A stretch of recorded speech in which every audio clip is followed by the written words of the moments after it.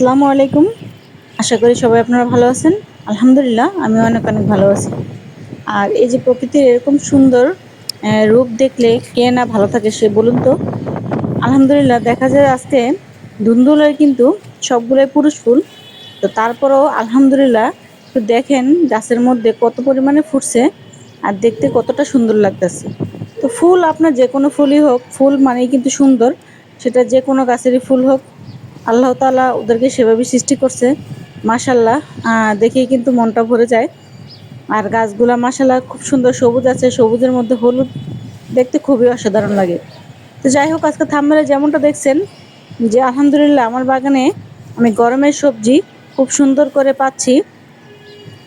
আর ২ সপ্তাহের মধ্যে আমার যে কলমি শাকগুলো আমি বীজ লাগাইছিলাম, সেই বীজ থেকে কিভাবে কত সুন্দর করে কলমি শাক আজকে হারভেস্ট করব, সেটাও আজকে শেয়ার করব। তো গরমের বাগান আসলে একটু খুব রোদ উঠলে তখন একটু আমাদের কষ্ট হয়ে যায়। কারণ লতানো গাছগুলিতে তখন দুবেলা করে একটু পানি দিতে হয়।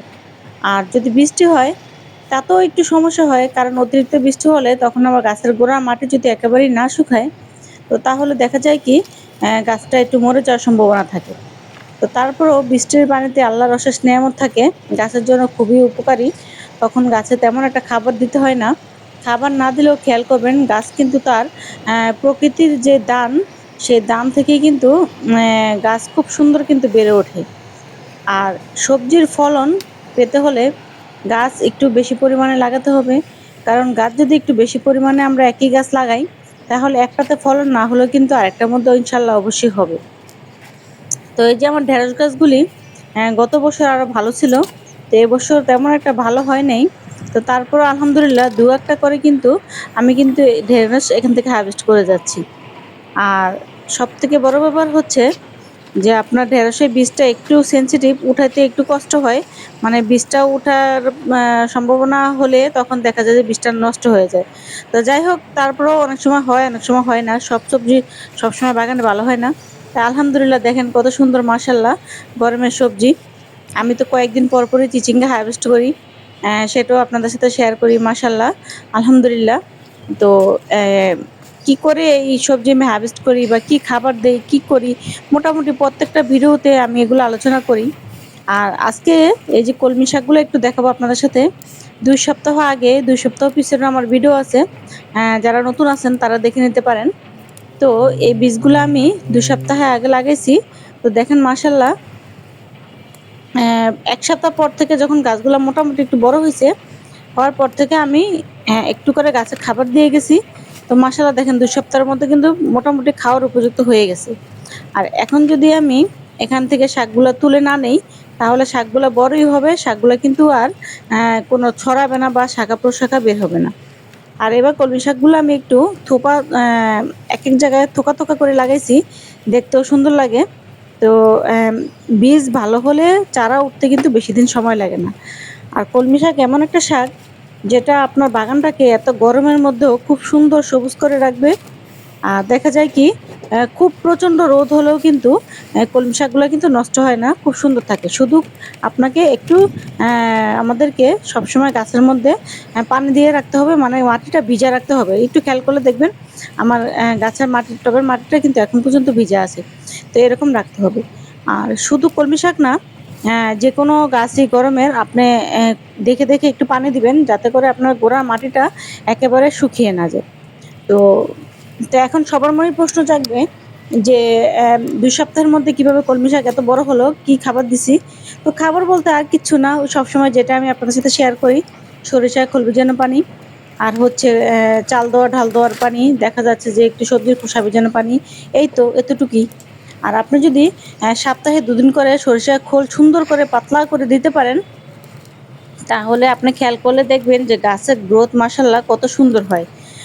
আপনি যদি একটু এক্সপেরিমেন্ট করতে চান, তাহলে আপনার যেই গাছটা দুর্বল থাকবে, এরকম একটা গাছে আপনার সপ্তাহে ১ বার ২ বার করে পাতলা করে একটু সরিষার খোল ভেজানো পানি দিবেন। দেওয়ার পরে দেখবেন ১ সপ্তাহ বা ১০ দিনের মধ্যে গাছের চেহারাই কিন্তু অন্যরকম হয়ে যায়। তো এটা আপনারা চাইলে একটু দেখে নিতে পারেন। আর এই তো আরেকটা টবে, এই ২ টা টবে আমি বীজগুলা লাগাইছিলাম মাশাআল্লাহ। এখানকারগুলো খুব সুন্দর হইছে। তো কলমি শাকে কিন্তু অনেক বেশি মাটির প্রয়োজন হয় না। অল্প মাটিতেও খুব সুন্দর হয়। তবে এগুলা শিকড় কিন্তু প্রচণ্ড হয়, শিকড়গুলো খুব সুন্দর প্রচণ্ড হয়, একবারে মাটির নিচ পর্যন্ত যায়। তো এই তো অফ ক্যামেরায় আমি একবারে হারভেস্ট করে নিলাম, কারণ সম্পূর্ণ যদি হারভেস্টিং দেখাতে যাই তাহলে অনেক সময় লেগে যাবে। অনেকে হয়তো আপুর উপর বিরক্ত হয়ে যাবেন। আসলে আমার এই হারভেস্টিংগুলো আপনাদের সাথে শেয়ার করতে আমার খুবই ভালো লাগে, খুবই আনন্দ লাগে।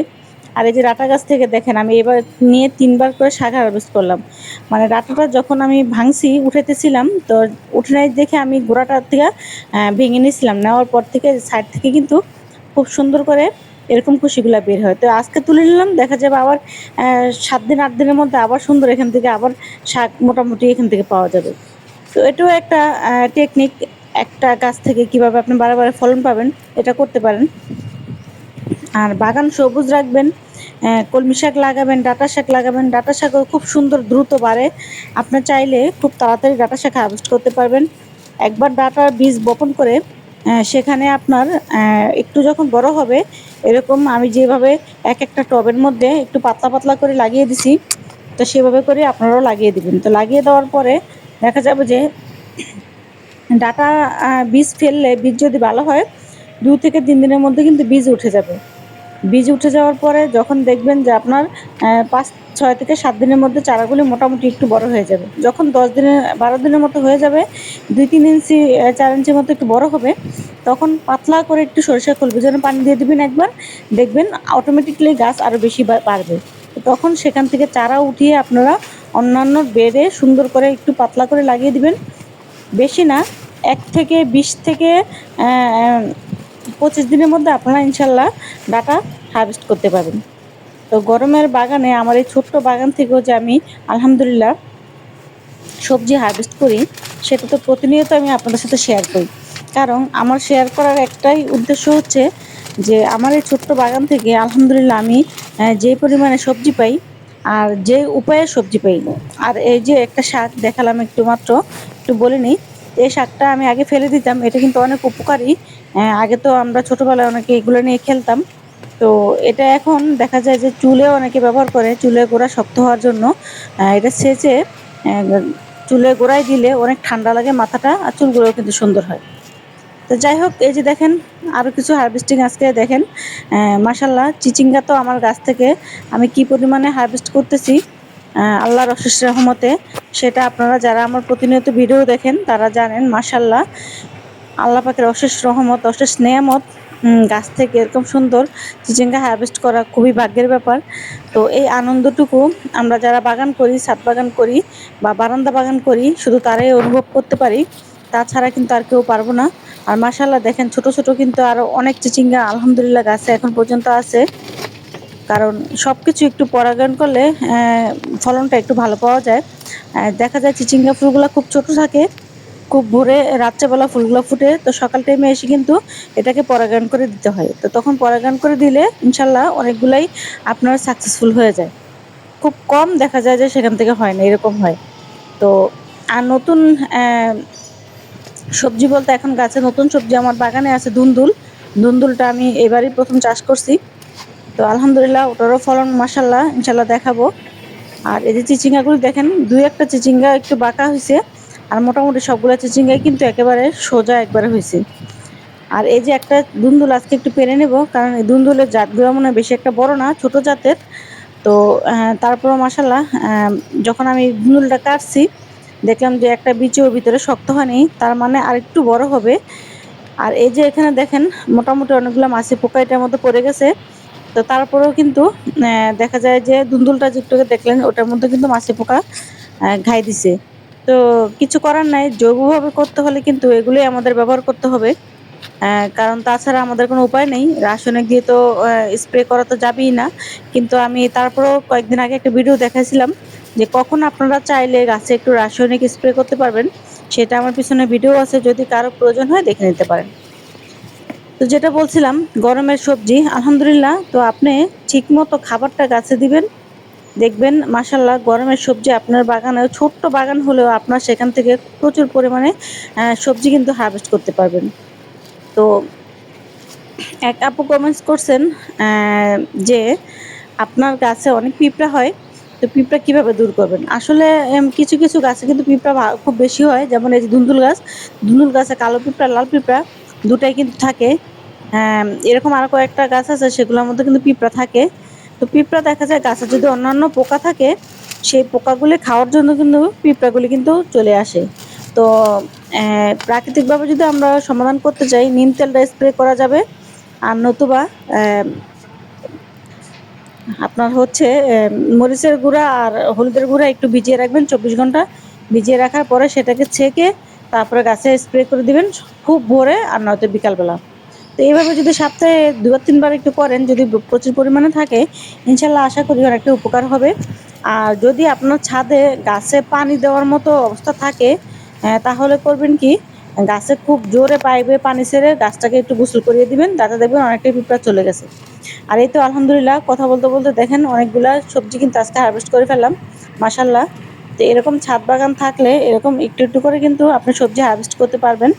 আর এখানে আপনার দেখা যাচ্ছে যে চিচিঙ্গা এ পর্যন্ত আমি প্রায় ২ থেকে ৩ কেজির মতো কিন্তু আলহামদুলিল্লাহ এই পর্যন্ত আমি হারভেস্ট করছি আমার গাছ থেকে। মাশাআল্লাহ এখনো অনেক পরিমাণে আছে। তো এই তো এই ছোটখাটো টেকনিকগুলো আমরা যদি একটু ফলো করি, মাশাআল্লাহ আমাদের বাগান থেকেও আমরা সুন্দর করে কিন্তু সবজি হারভেস্ট করতে পারবো। অত কঠিন কিছু না। আমার বাগানে যদি হয় তাহলে আপনার বাগানেও হবে।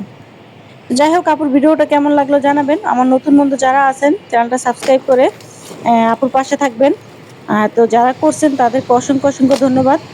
আর যারা সবসময় আমার ভিডিও দেখেন, নিয়মিত কমেন্টস করেন, তাদেরকে অসংখ্য ধন্যবাদ। তো একটাই অনুরোধ, একটু কষ্ট করে ধৈর্য নিয়ে সম্পূর্ণ ভিডিওটা দেখবেন। আর যারা ধৈর্য নিয়ে দেখলেন এতক্ষণ তাদেরকে তো অনেক, অনেক ধন্যবাদ।